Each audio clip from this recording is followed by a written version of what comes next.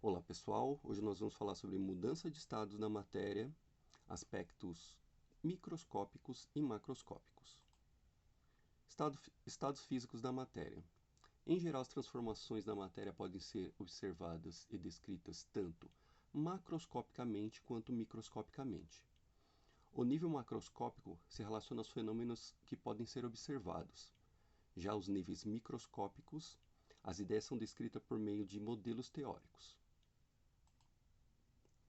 Os modelos aceitos são explicados pela teoria cinético-molecular. Simplificadamente temos: os materiais são formados por um grande número de partículas pequenas, entre as partículas há espaços vazios, as partículas se movimentam sem cessar e em todas as direções, e as partículas interagem entre si.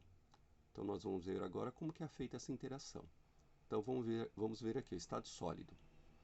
No estado sólido, as partículas têm forma e volume fixo, ou seja, elas têm uma auto-organização com partículas muito próximas umas das outras e pouca liberdade de movimento. As partículas no estado sólido, elas possuem movimentação, só que essa movimentação só ocorre no nível vibracional. Elas só conseguem vibrar, porque elas estão muito próximas uma das outras e elas estão muito organizadas. Então elas só conseguem vibrar. No estado líquido, ela possui forma variável e volume fixo. Tem uma média organização com partícula pouco mais afastada uma das outras e livres para se movimentar. Por isso que os líquidos eles são fluidos, eles têm uma liberdade, mas nem tanto. Já no estado gasoso, as partículas têm forma e volume variável. Quando a gente coloca um gás dentro de um cilindro ou recipiente, a tendência é que esse gás ocupe todo o espaço desse cilindro, porque o gás ele se movimenta em todas as direções, porque ele possui baixa organização, com partículas muito afastadas umas das outras e grande liberdade de movimento. Então o gás está livre para se movimentar em todas as direções. Mudanças de estado da matéria. O aquecimento ou absorção de energia e o resfriamento, que é a liberação de energia ou calor, podem modificar o estado da matéria. Então vamos ver aqui o estado sólido. Quando o material está no estado sólido, recebe uma certa quantidade de energia a ponto de ele sair do estado sólido para o estado líquido, essa mudança de estado nós denominamos como fusão, ou seja, o material está se fundindo. Ele sai do estado sólido e vai para o estado líquido. Quando ele está no estado líquido e recebe uma quantidade de energia suficiente para ele sair do líquido e para o estado gasoso, nós chamamos de vaporização. A mudança de estado líquido para estado gasoso chamamos de vaporização. Quando o material está em estado gasoso e ele perde calor a ponto de sair do estado gasoso e voltar para o estado líquido, nós chamamos de liquefação ou condensação. Quando ele está no estado líquido e ele perde calor suficiente para ele sair do estado líquido e voltar para o estado sólido, nós chamamos de solidificação. A mudança de estado se chama solidificação. Existem alguns materiais especiais que eles não passam por esses três estágios. Alguns materiais, como por exemplo o iodo, gelo seco, eles saem direto do estado sólido e vão para o estado gasoso.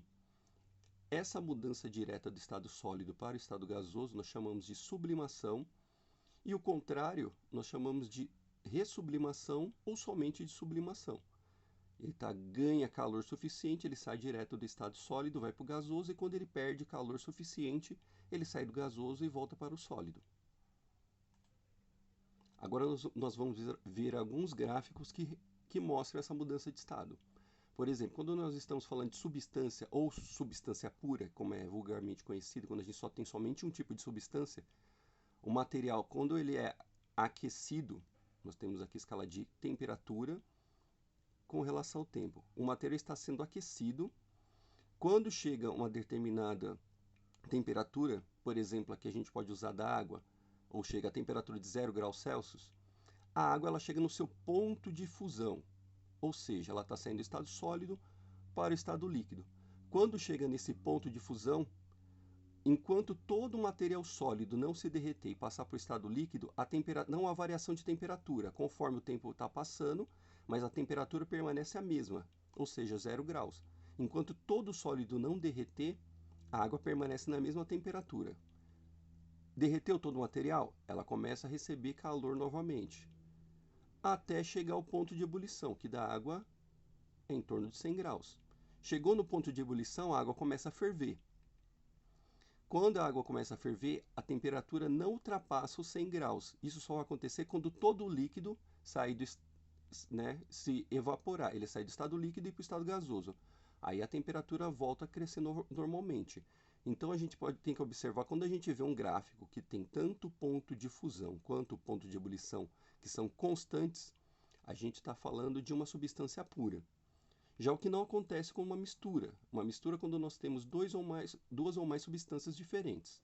Então, quando nós temos uma mistura, é quase a mesma coisa. Ó. O material vai aquecendo, quando chega no ponto de fusão, esse material vai haver uma pequena variação na temperatura quando está no ponto de fusão. Chegou, ó, o material está sólido, enquanto ele estiver sólido dentro daquela mistura, não sai totalmente do sólido para o líquido, a temperatura tem pouca variação. Acabou todo o material sólido, ele começa a receber calor gradualmente, até chegar ao ponto de ebulição, que acontece a mesma coisa. Chegou no ponto de ebulição, essa variação de temperatura vai acontecer, mas de forma mais tímida, bem pouquinho. Quando ele sair totalmente do estado líquido para o estado de vapor, a temperatura volta a crescer constantemente. Nós temos mais dois exemplos aqui de mistura. Tá? Nós temos a mistura eutética, que é uma mistura na qual o ponto de fusão, a temperatura é constante, porém o ponto de ebulição, a variação da temperatura. Chegou na temperatura de ebulição, uma pequena variação. E a mistura azeotrópica é o contrário. Você tem uma pequena variação de temperatura no ponto de fusão e a temperatura de ebulição, você pode ver que é constante. Né? Ela permanece constante. Enquanto todo o líquido não evapora, a temperatura permanece a mesma.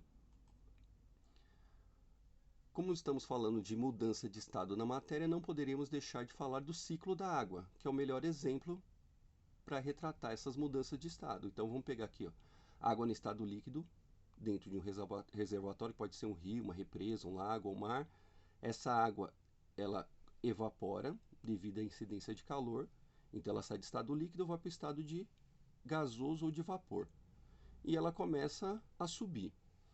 Quando ela chega nas partes mais altas da nossa atmosfera, que lá a temperatura é baixa, ela perde esse calor que ela recebeu aqui embaixo. Então chega aqui, ela sai do estado de vapor e volta para o estado líquido, que nós chamamos de condensação. Ou seja, as nuvens são formadas por pequenas partículas de água no estado líquido, só que são muito leves, elas são carregadas pelo vento. Quando elas se encontram com outras nuvens, elas formam uma concentração muito elevada, e essa concentração faz com que essas gotículas aumentem e precipitem na forma de chuva.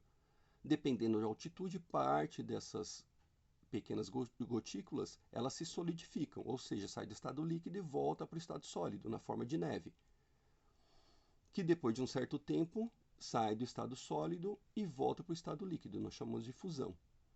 Essa água que escorre pelas montanhas e desce pela chuva, elas vão abastecer as cabeceiras dos rios, que vão voltar a abastecer represas e mares, e também vão se infiltrar para abastecer o lençol freático, tá? Que são as águas subterrâneas, que também vão para o rio e para o mar. Então, pessoal, é isso aí. Tá? Vamos ver agora a relação de pressão atmosférica com temperatura. Então, quanto menor for a pressão atmosférica, menor vai ser a temperatura de ebulição de um líquido. Então, vamos pegar aqui, ó, Santos e São Paulo como exemplo. Em Santos, como estamos ao nível do mar, a pressão atmosférica ela é 100%. Ou seja, a pressão que o ar da atmosfera exerce sobre a superfície de qualquer líquido é 100%. Então, para esse líquido sair do estado líquido e passar para o estado gasoso, ele tem que ter muita força. Por isso que o ponto de ebulição da água ao nível do mar é 100 graus Celsius. Mas, por exemplo, aqui em São Paulo, ó, são 750 metros de altitude. Vamos comparar a pressão atmosférica. Olha a coluna de ar. Aqui 100%. E aqui em São Paulo, ó, é menor a coluna de ar. Então, o que vai acontecer? A pressão que o ar vai exercer sobre a superfície do líquido vai ser menor. Então, o que vai acontecer com o ponto de ebulição do líquido? Ele vai diminuir. Então, quanto maior for a altitude, menor vai ser o ponto de ebulição de um líquido. Aqui em Santos, o ponto de ebulição da água é 100 graus. Em São Paulo, dá em torno de 98, 97 graus Celsius, dependendo do lugar.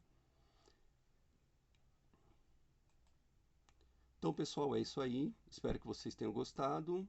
Deem uma estudadinha e até a próxima. Tchau, tchau.